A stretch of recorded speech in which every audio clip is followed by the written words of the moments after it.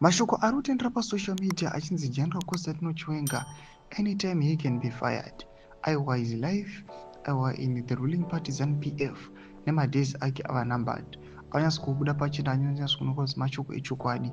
Patiri kuona kuti all VP Chiwenga's loyalists they are being pinned down.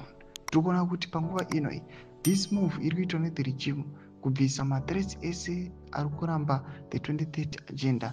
Unyazi kuonekwa kunzi aiwa the regime is now panicking. Don't go subscribe or like or turn the bell. If you have the news house on the President Emmerson Mnangagwa is removed the veteran minister of environment, climate and wildlife Sitembiso Nyoni, one of the longest serving ministers in Zimbabwe, with immediate effect. He did not explain why. Thomas Kwamda Panapa tiona kuti mutungamiri wenyika aiwa achirimuva Sitembiso Moyo panguva inoi from the ruling party ZANU-PF. So vanyatsikupa signal kuti aiwa all these Chiwenga allies panguva inoi tichiona vachirimuviwa vanhu vatogona kuti kwatongosara ivo VP panguva ino. Tona this statement ramuri kuna rikunzi removal from office of cabinet minister.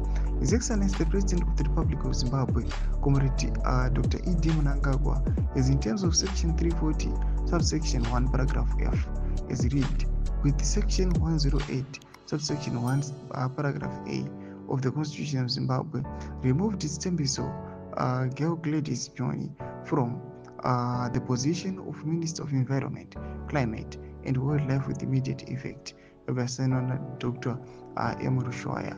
Zvirikuonekwa panapa mutungamiri wenyika ari kuonekwa kunzi aiwa he is firing and removing these guys without any probable reason iri kubuditsiwa kunzi aiwa ari kuremovha nokuda kwekuti aita misconduct kana ari removha nokuda kwezvakati ari kungoremoviwa especially maloyalists aVP Chiwenga zvichikuratidza kuti aiwa these guys panguva ine kune zviri kuitika kumusoro uko.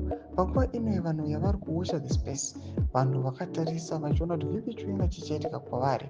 Panapa toona kuti aiwa people they are supporting VP Chiwenga pamusoro aiwa peku and against the regime pamwechete nemismanagement yemaresources. Tudze mafunguro enyu matikudiwa pamusoro pechiitiko chiri kuda kusection medu dzamafunguro enyu. Subscribe or like, turn on the bell icon.